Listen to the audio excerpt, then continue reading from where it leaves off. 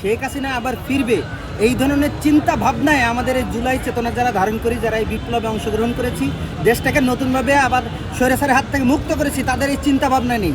শেখ হাসিনা যদি ফেরে বা যদি কোনো ষড়যন্ত্র করে ফেরে, তাহলে যে জুলাই আপনারা দেখেছেন, এই জুলাইয়ের দ্বিগুণ স্পিডটা আমরা আর একটা জুলাই ঘটাবো ইনশাল্লাহ।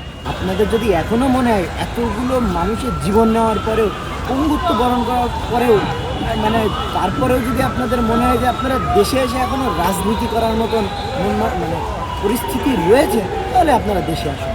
দেন তারপরে ছাত্র জনতা দেখাবে যে আপনাদেরকে কী করতে পারে আর কী করতে পারে না। দেখেন না যে মাঝে মাঝে বিভাজন তৈরি হয়, মাঝে মাঝে অনেক কিছু হয়, কিন্তু দিন শেষে যখনই একটা বিপদ হয়, যখনই লীগের প্রশ্ন আসে, সবাই ঐক্যবদ্ধ হয়ে যায়। আজকে 5 তারিখে, এই গত বছরে এই 5 তারিখে আপনাদের এই ঝাড়ু দিয়ে আপনাদের বিদায় করে ওই দিল্লি পাঠাই দেওয়া হয়েছে। আজকে আবার সেই 5 তারিখে দেখেন না বিভিন্ন পত্রপত্রিকায় বিভিন্ন দলের সম্পর্কে এটা ওটা নানান রকম, এই যে আপনারা বিভিন্ন সময় বলেন যে বিভাজন তৈরি হচ্ছে, ঐক্য নষ্ট হচ্ছে। দেখেন এই 5 তারিখে দেখেন সব দল কিন্তু এই যে মানিক মিয়া এভিনিউতে চলে আসে। কেন? সুতরাং আপনিও যদি দেশে আসেন, মনে করবেন যে সকল বিভাজন ভুলে ছাত্র জনতা এমন এক কাতারে এসে দাঁড়াবে যে আপনাদের অবস্থা আরও বেশি ভয়ানক হবে।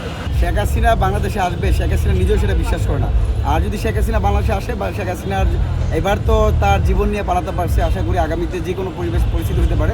আমরা আওয়ামী লীগের প্রতি আহ্বান জানাই, যারা শেখ হাসিনার সেই সন্ত্রাসী কার্যক্রমের সাথে জড়িত না বা কাজ করতে চায় না, তাদের প্রতি আহ্বান জানাই আপনারা আর সন্ত্রাসী কার্যক্রমে না এসে এদেশের মানুষের কাছে ক্ষমা চান, মানুষের সাথে মিশে বাংলাদেশের রাজনীতি করেন। এই বাংলাদেশের মাটিতে আর কখনোই ভারতীয় রাজনীতি চলবে না।